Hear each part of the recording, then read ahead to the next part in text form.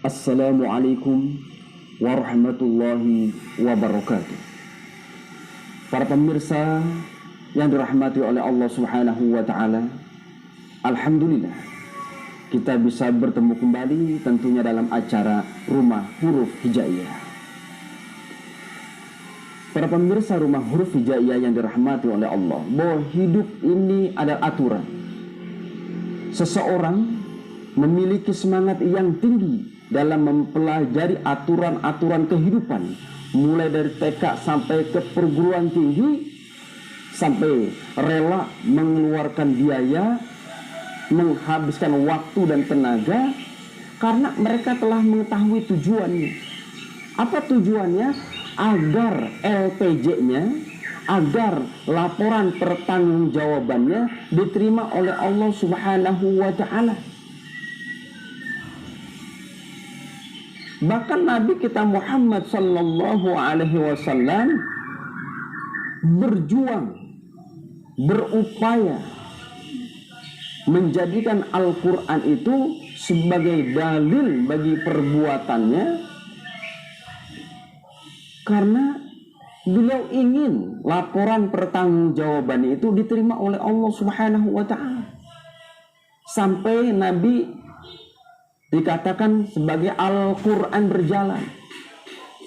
Juga Nabi kita Muhammad sallallahu alaihi wasallam berusaha, berjuang, berupaya menjadikan dirinya sebagai dalil bagi orang lain, sehingga Nabi disebut dengan uswah hasanah. Para pemirsa Rumah Huruf Hijaiyah yang dirahmati oleh Allah, jika kita bisa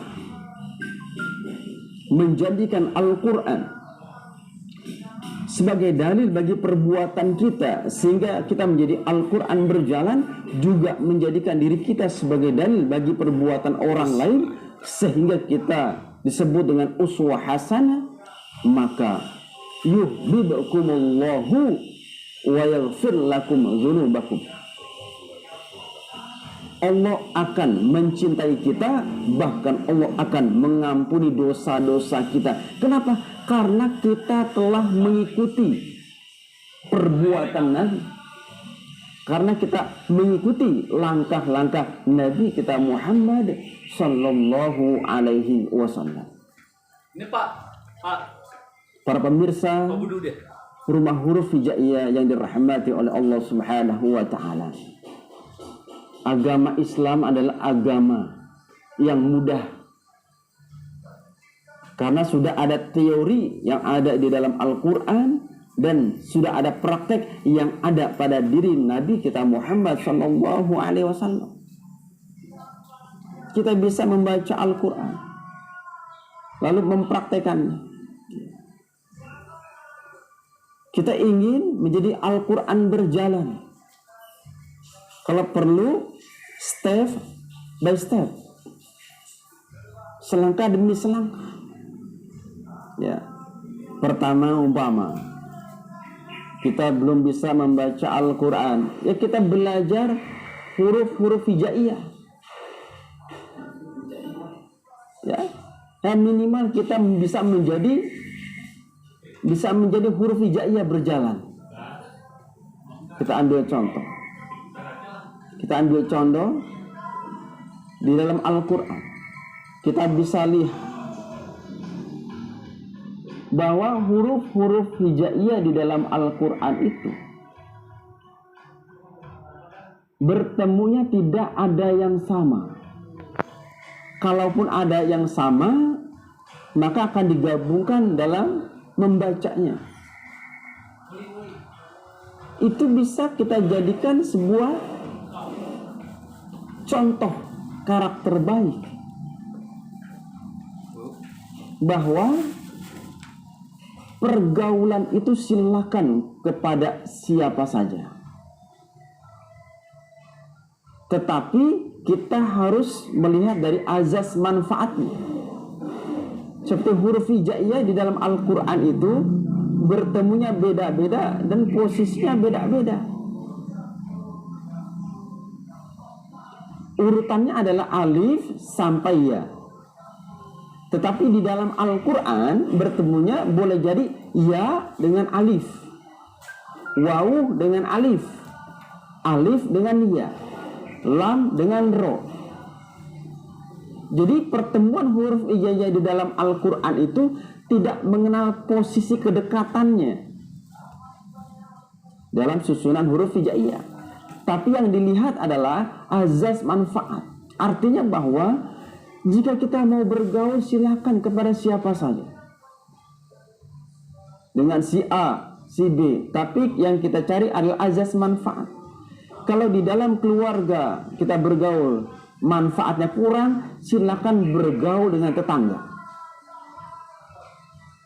Jika kita bergaul dengan sesama suku, manfaatnya kurang, silakan bergaul dengan yang lain suku. Jika kita bergaul dengan yang sama agama, kurang manfaatnya, maka silakan bergaul dengan orang yang lain agama. Jika memang lebih banyak manfaatnya. Para pemirsa rumah huruf hijaiyah yang dirahmati oleh Allah Subhanahu wa ta'ala, yang terpenting itu adalah perbuatan kita diterima oleh Allah Subhanahu wa ta'ala, atau LPJ kita diterima oleh Allah Subhanahu wa ta'ala. Kemudian di dalam Al-Quran juga ada yang namanya tanda baca. Tanda baca. Tapi sebelum kita bahas tanda baca, tadi ada gabungan huruf dengan huruf pasti menjadi sebuah kalimat. Di dalam Al-Quran itu ada disebut dengan kalimat fi'il. Kalimat fi'il itu adalah kalimat yang menunjukkan perbuatan. Saat kita lihat dari sisi ilmu nahwu, ternyata tanda baca yang berada pada akhir setiap kalimat fi'il hanya fathah, dhammah, dan sukun. Fathah, dhammah adalah tanda baca hidup, sukun tanda baca mati. Kesemua tanda baca tersebut, fathah, dhammah, sukun, ada di atas huruf. Artinya bahwa dan tidak menerima kasroh. Kalimat fi'il itu tidak menerima kasroh, hanya menerima fathah, dhammah, sukun yang ada di atas huruf. Artinya bahwa perbuatan manusia itu harus mengarahkan kepada hidup mulia, mati pun dalam keadaan mulia. Ini jelas sekali di dalam ilmu nahwu syarah, dalam ilmu nahwu tata bahasa Arab, bahwa kalimat fi'il itu tidak menerima kasroh, tapi hanya menerima fathah, dhammah, dan sukun. Dan tanda baca itu ada di atas huruf yang menandakan bahwa perbuatan manusia itu harus mengarah kepada hidup mulia, mati pun dalam keadaan mulia. Bagaimana caranya? Ya kita artikan saja. Fathah artinya keterbukaan, kejujuran, tidak bohong. Insya Allah kalau jujur, terbuka, akan diangkatnya derajat oleh Allah Subhanahu wa ta'ala. Yang kedua adalah dhammah. Dhammah itu adalah kumpul, bersilaturahmi, bergaul, berjamaah,